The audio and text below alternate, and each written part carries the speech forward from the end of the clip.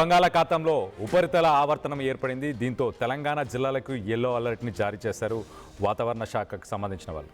ఇటు వరుసగా 2 రోజులు వర్షాలు కురిసే ఛాన్స్ ఉన్నట్టు తెలుస్తుంది. ఖమ్మం జిల్లా, అలాగే నల్గొండ, సూర్యాపేట్, మహబూబ్ నగర్, అలాగే వరంగల్, హన్మకొండ, సంగారెడ్డి, వికారాబాద్, నగర్ కర్నూలు, యాదాద్రి ఈ అన్ని జిల్లాల్లో కూడా భారీ వర్షాలు ఉండబోతున్నాయి. ఇటు ఏపీలోనూ అక్కడక్కడ భారీ వర్షాలు కురిసే ఛాన్స్ ఉన్నట్టు చాలా క్లియర్గా తెలుస్తుంది. ఒక రకంగా మనం చూస్తే సౌత్ వెస్ట్ మాన్సూన్ అయిపోయింది అనుకున్న సమయానికి ఇప్పటికీ తెలుగు రాష్ట్రాలకి మాత్రం సైక్లోన్ ముంతా తర్వాత కూడా ఇంకా వర్షాలు కంటిన్యూస్గా ఉన్నట్టు తెలుస్తుంది. సో మొత్తం మీద మనం ఇటు సైక్లోన్ ముంతా తర్వాత ఒక్కసారి మనం చూస్తే కనుక చాలా జిల్లాల్లో ఇటు వాగులు, వంకలు, అలాగే చెరువులు అన్నీ పొంగి పొర్లాయి. సో మొత్తం మీద ప్రాణ నష్టం జరగకపోయినా ఎక్కువ శాతం ఆస్తి నష్టం అయితే ఖచ్చితంగా జరిగిందని చెప్పుకోవచ్చు.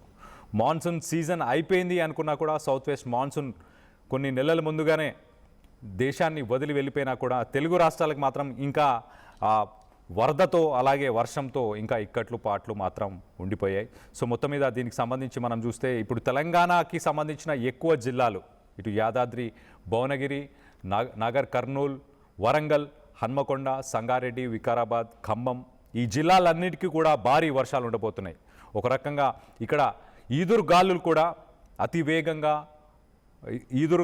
కూడా ఉండబోతున్నాయి. సో మెటీరియలాజికల్ డిపార్ట్మెంట్ వాతావరణ శాఖ హెవీ రెయిన్ ఉండబోతుందని ఫోర్కాస్ట్ కూడా ఇచ్చినట్టు తెలుస్తుంది. బంగాళాఖాతంలో ఏదైతే ఒక అల్పపీడనం ఏర్పడిందో దానివల్ల ఇప్పుడు 2 తెలుగు రాష్ట్రాలకి భారీ నుంచి అతి భారీ వర్షాలు. ఇటు ఏపీకి సంబంధించి చూస్తే కనుక ఏపీ డిజాస్టర్ మేనేజ్మెంట్ ఏజెన్సీ వాళ్ళు కూడా వెదర్ కండిషన్స్కి సంబంధించి బంగాళాఖాతంలో ఒక్కసారిగా అక్కడ వాతావరణం మారిపోయింది, వర్షాలు ఖచ్చితంగా ఉండబోతున్నాయి అని చెప్పేసి చెప్పుకొస్తున్నారు.